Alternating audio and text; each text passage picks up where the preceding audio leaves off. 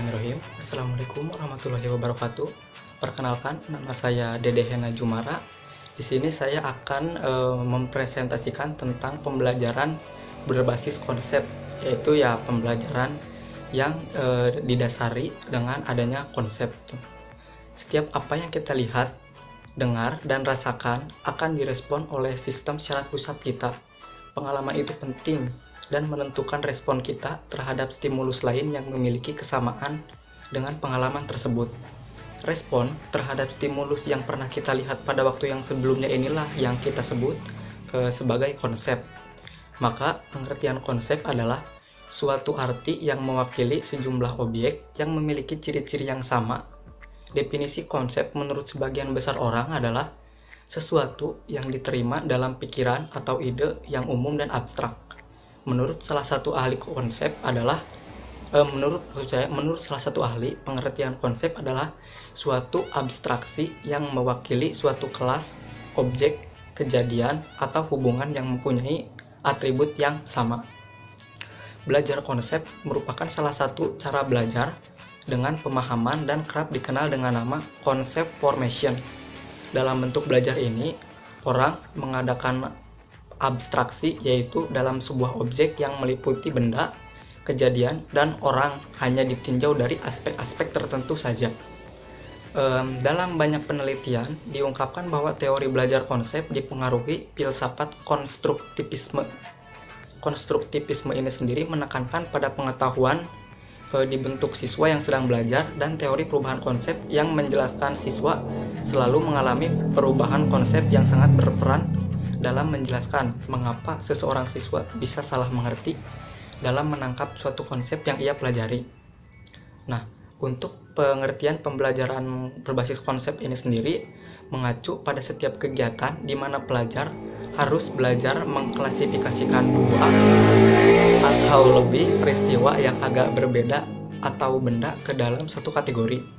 Pembelajaran konsep yang mencakup belajar untuk membuat tanggapan umum kepada sekelompok stimulus yang memiliki beberapa fitur atau sifat yang sama. Belajar konsep di sini antara lain mencakup belajar respon tunggal untuk dua atau lebih rangsangan yang merupakan perbandingan antara stimulus dan respon. Belajar konsep merupakan salah satu cara belajar dengan pemahaman.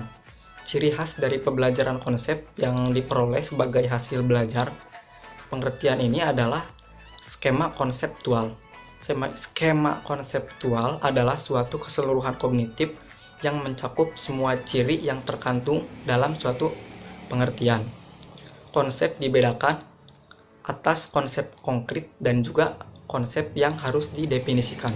Nah, yang pertama itu ada konsep konkret adalah pengertian yang menunjuk pada objek-objek dalam lingkungan fisik. Konsep ini mewakili benda tertentu seperti meja, kursi, tumbuhan, mobil, dan lain-lain. Konsep yang didefinisikan adalah konsep yang mewakili realitas hidup, tetapi tidak langsung menunjuk pada realitas dalam lingkungan fisik, karena realitas itu tidak berfisik atau tidak berbadan. Contohnya seperti saudara, sepupu, paman, bibi, perkawinan, dan lain-lain. Untuk memberikan pengertian, pada semua kata itu diperlukan konsep yang didefinisikan dengan mengemukakan lambang bahasa. Nah, untuk lebih menjelaskan tentang pembelajaran berbasis konsep, berikut ini dikemukakan beberapa karakteristik dari pembelajaran berbasis konsep itu sendiri. Di antaranya, yang pertama itu ada konsep itu bersifat abstrak. Ia merupakan gambaran mental tentang benda, peristiwa, atau kegiatan. Misalnya kita mendengar kata kelompok, maka kita bisa membayangkan apa sih kelompok itu gitu. Nah, yang kedua ada konsep itu merupakan kumpulan dari benda-benda yang memiliki karakteristik atau kualitas secara umum. Yang ketiga, konsep itu bersifat personal. Pemahaman orang terhadap konsep kelompok misalnya mungkin berbeda antara satu dengan yang lainnya. Yang keempat, konsep dipelajari melalui pengalaman dengan belajar. Yang kelima, konsep bukan persoalan arti kata. Seperti di dalam kamus memiliki makna lain yang lebih luas. Nah, sedikit tambahan di sini ada 4 tingkatan pencapaian konsep menurut Klaus Meyer dalam Dahar 1996. Di antaranya adalah sebagai berikut. Yang pertama itu adalah tingkat konkret. Pencapaian tingkat ini ditandai dengan adanya pengenalan anak terhadap suatu benda yang pernah ia kenal. Misal pada suatu saat anak bermain kelereng, dan pada waktu yang lain dengan tempat yang berbeda, ia menemukan lagi kelereng, lalu ia bisa mengidentifikasi bahwa itu adalah kelereng. Maka anak tersebut sudah mencapai tingkatan konkret. Dengan demikian, dapat dikatakan juga anak tersebut mampu membedakan stimulus yang ada di lingkungan terhadap kelereng tersebut.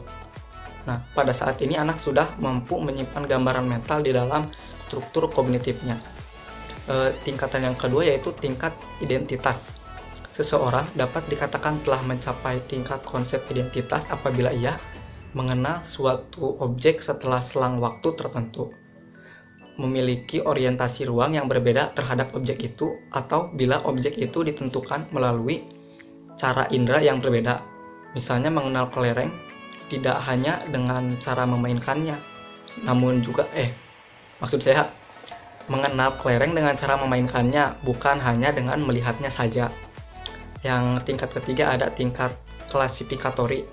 Pada tingkatan ini, anak sudah mampu mengenal persamaan dari contoh yang berbeda, tetapi dari kelas yang sama. Misal anak mampu membedakan antara apel yang matang dan apel yang mentah.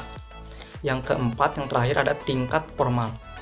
Pada tingkat ini, anak sudah mampu membatasi suatu konsep dengan konsep lain, membedakannya, menentukan ciri-ciri, memberi nama atribut yang membatasinya, bahkan sampai mengevaluasi dan memberikan contoh secara verbal. Nah, agar anak didik memahami tentang pengertian konsep-konsep IPS dengan lebih jelas dan memadai, maka seorang guru hendaknya memperhatikan hal-hal penting dalam mengajarkan konsep-konsep IPS. Dalam hal ini, Yelon dalam Hussein Ahmad 1982 mengemukakan bagaimana mengajar konsep yang baik, antaranya adalah sebagai berikut. Yang pertama ada merumuskan tujuan. Guru harus menetapkan tujuan tertentu untuk masing-masing mata pelajaran. Dalam mengajar konsep, guru hendaknya memberikan kesempatan kepada siswa untuk menggunakan kemampuannya dalam memberikan atau memilih contoh-contoh tentang konsep. Yang kedua, menyadari adanya pengetahuan prasyarat yang akan membantu pemahaman konsep. Yang ketiga adalah menyajikan definisi dan contoh-contoh.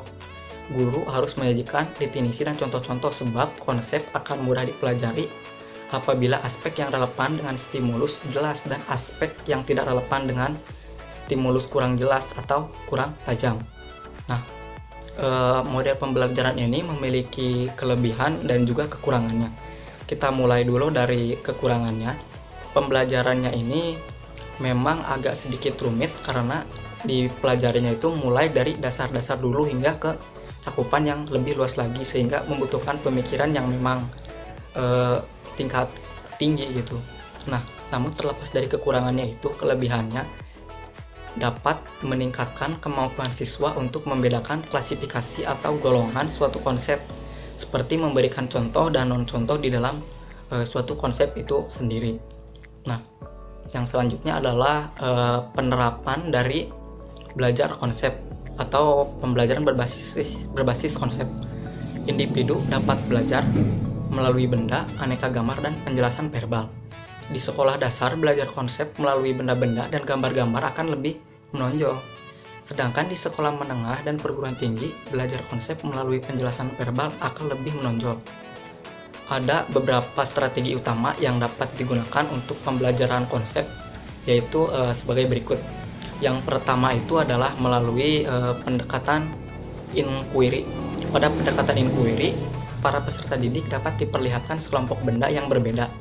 Salah satu kelompok benda merupakan contoh dari konsep yang ingin disampaikan, dan sekelompok benda yang lain merupakan yang bukan contoh dari konsep yang ingin disampaikan. Cara penyampaiannya dapat bermacam-macam, dari pengelompokan secara tertulis atau melalui bentuk gambar maupun suara.